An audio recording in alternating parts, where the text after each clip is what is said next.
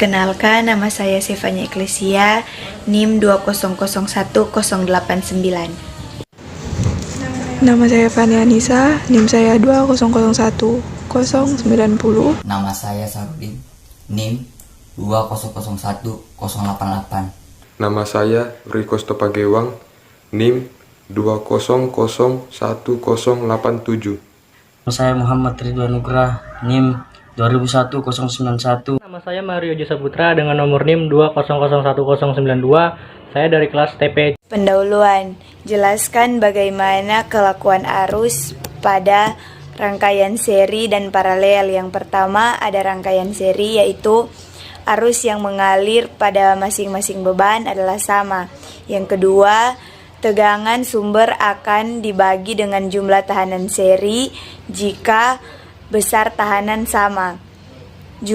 Jumlah penurunan tegangan dalam rangkaian seri dari masing-masing tahanan seri adalah sama dengan tegangan total sumber tegangan. Yang ketiga, banyak beban listrik yang dihubungkan dalam rangkaian seri. Tahanan total rangkaian menyebabkan naiknya penurunan arus yang mengalir dalam rangkaian. Arus yang mengalir tergantung pada jumlah besar tahanan beban dalam rangkaian. Yang keempat, jika salah satu beban atau bagian dari rangkaian tidak terhubung atau putus, aliran arus akan terhenti. Yang kedua ada rangkaian paralel, yaitu satu, tegangan pada masing-masing beban listrik sama dengan tegangan sumber. Yang kedua, beban masing-masing cabang dalam rangkaian paralel adalah rangkaian individu.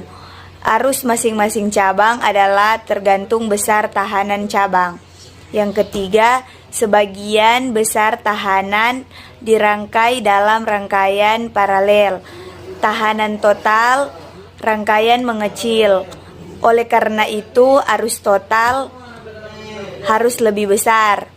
Yang keempat, jika salah satu tahanan paralel terputus, arus akan terputus hanya pada rangkaian tahanan tersebut. Rangkaian cabang yang lain akan tetap bekerja tanpa terganggu oleh rangkaian cabang yang terputus tersebut. Pendahuluan 1.1. Rangkaian listrik adalah suatu hubungan sumber listrik dengan alat-alat listrik yang lainnya yang mempunyai fungsi tertentu. Berdasarkan susunan hubungan alat-alat listrik, maka rangkaian listrik tersusun dengan 3 cara, yaitu rangkaian seri dan rangkaian paralel. Rangkaian seri adalah rangkaian alat-alat listrik yang disusun secara berturut tanpa cabang, sedangkan rangkaian paralel adalah rangkaian listrik yang disusun secara berurut tidak berurutan. Untuk menganalisis rangkaian listrik di samping hukum Ohm, hukum yang banyak dipakai adalah hukum Kirchhoff.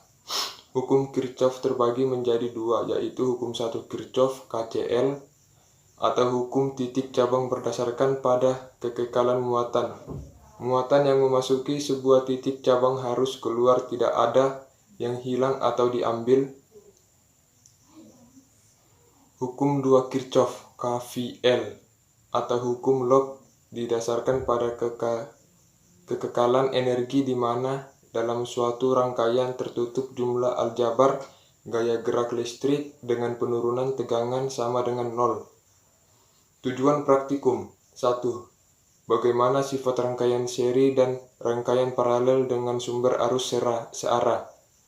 2. Bagaimana hubungan antara beda potensial dengan arus pada rangkaian seri dan paralel. Di sini saya akan menjelaskan dasar teori tentang rangkaian listrik. Metode hukum Kirchhoff mengikuti hukum kekekalan energi dan kekekalan muatan. Hukum ini digunakan untuk menganalisis rangkaian listrik yang berisi kombinasi baterai, resistor, dan kapasitor. Dalam eksperimen ini, kami tertarik untuk menyelidiki hukum Kirchhoff untuk rangkaian arus searah DC, di mana arus listriknya adalah konstanta dalam besaran dan arah.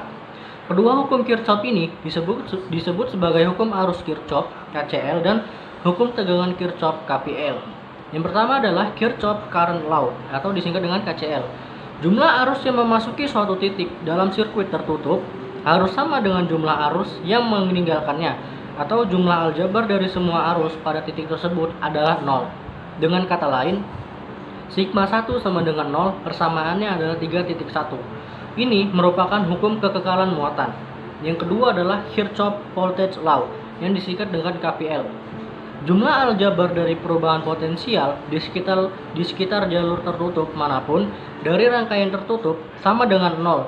Dalam istilah matematika, pernyataan ini dapat dinyatakan sebagai sigma 1 ditambah sigma 1R sama dengan persamaannya adalah 3.2. Hukum yang pertama adalah hukum Kirchhoff Current Law yang disingkat dengan KCL. Jumlah arus yang memasuki suatu percabangan garis miring node garis miring simpul sama dengan arus yang meninggalkan percabangan garis miring node dan garis miring simpul. Dengan kata lain, jumlah aljabar semua arus yang memasuki sebuah percabangan node simpul sama dengan 0. Sigma 1 sama dengan 0. Yang kedua adalah sigma 1 masuk sama dengan sigma 1 keluar. Hukum yang kedua adalah hukum Kirchhoff. Hukum Kirchhoff yang kedua adalah hukum Kirchhoff Voltage Law, KVL. Jumlah tegangan pada suatu lintasan tertutup sama dengan 0. Peralatan simulasi rangkaian listrik DC. Pada link berikut, langkah-langkah. Klik link berikut ini. 2. Klik on lab. 3. Pilih arus konvensional. 4. Pilih komponen rangkaian di sisi kiri untuk membuat rangkaian listrik seperti yang ditunjukkan pada gambar berikut ini.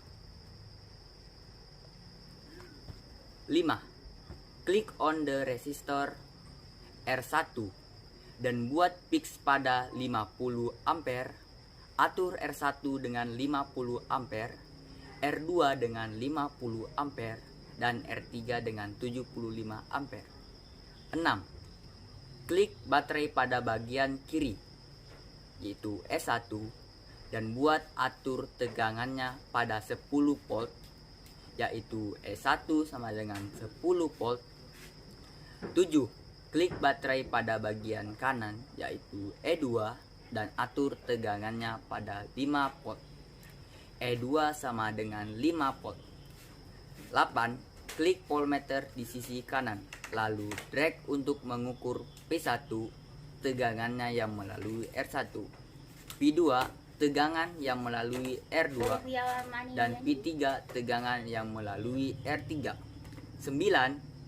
Klik ammeter dari sisi kanan, lalu drag dan susun secara seri dengan R1 untuk mengukur I1 dengan R2 untuk mengukur I2 dan dengan R3 untuk mengukur E3 seperti gambar berikut ini.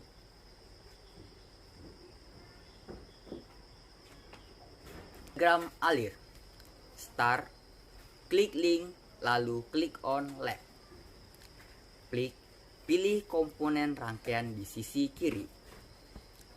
Klik voltmeter dari sisi kanan untuk mengatur P1 yang melalui R1, P2 melalui R2, P3 melalui R3. Klik baterai pada bagian kiri dan atur tegangannya 10 volt. Klik baterai bagian kanan dan atur tegangannya 5 volt. Klik on the resistor, atur R1 sama dengan 50 ampere, R2 dengan 50 ampere, R3 dengan 75 ampere. Klik ammeter dari sisi kanan lalu drag dan susun secara seri dengan R1 untuk mengukur 1, R2 untuk mengukur 3, R3 untuk mengukur 3.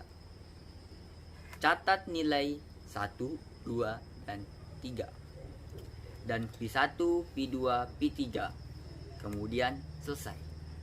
Terima kasih.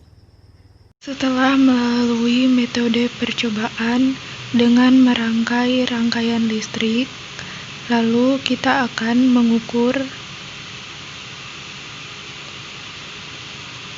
dengan menggunakan alat ukur voltage dan current. Voltage ini digunakan untuk mengukur tegangan, sedangkan current digunakan untuk mengukur kuat arus. Yang pertama, kita akan mengukur kuat arus dengan nilai resistor sebesar 50 ohm.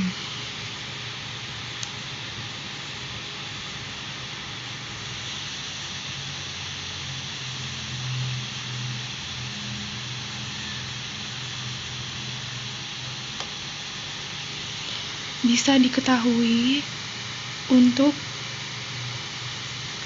R1 dengan nilai sebesar 50 memiliki kuat arus sebesar 0,09 ampere. Untuk mengetahui tegangannya, kita menggunakan voltage.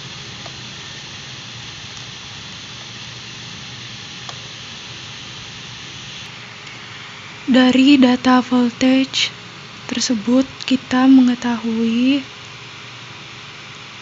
tegangannya sebesar min 4,32 volt.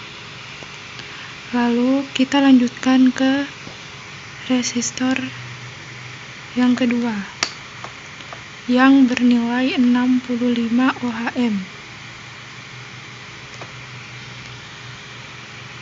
Memiliki kuat arus sebesar 0,011 dan memiliki tegangan sebesar min 0,68 volt. Lanjut untuk ke resistor 3 dengan nilai 75. Dengan nilai 75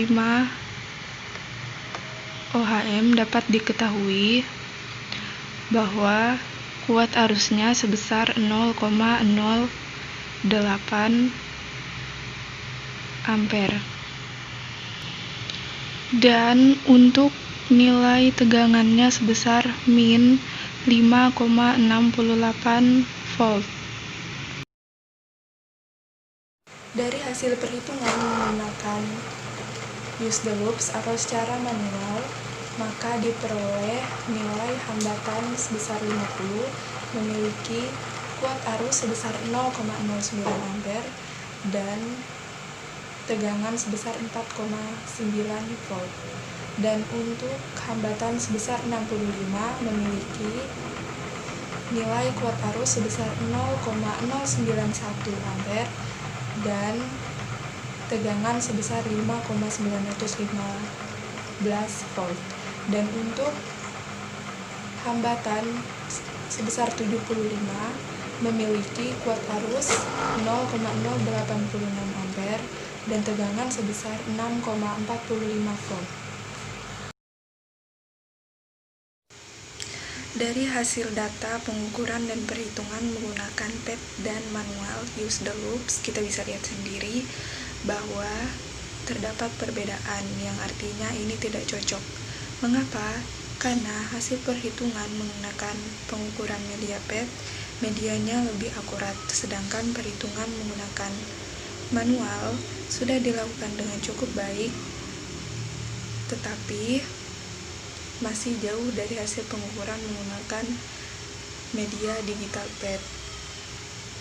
Perhitungan manual ini sudah dilakukan dengan cukup benar, namun ketelitian dan keakuratan data yang diambil masih jauh. Pertanyaan nomor 3, apakah hukum arus Kirchhoff sudah terpenuhi? Jawabannya belum.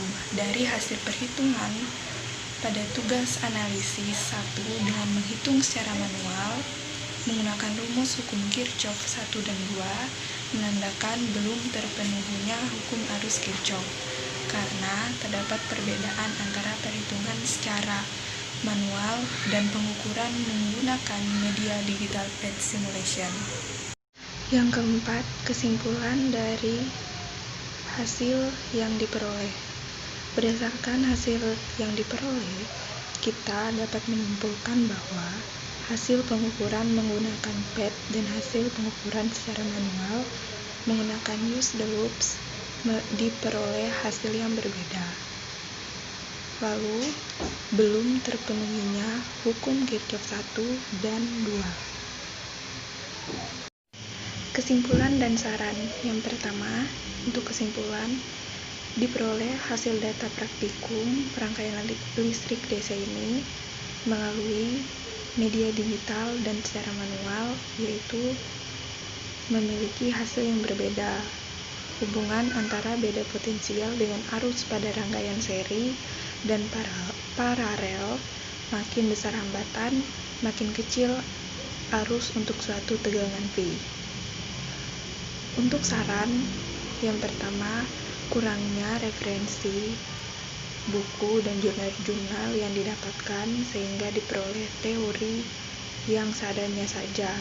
Perlu ketelitian dalam menghitung dan mengukur menggunakan media digital PET dan menggunakan secara manual use the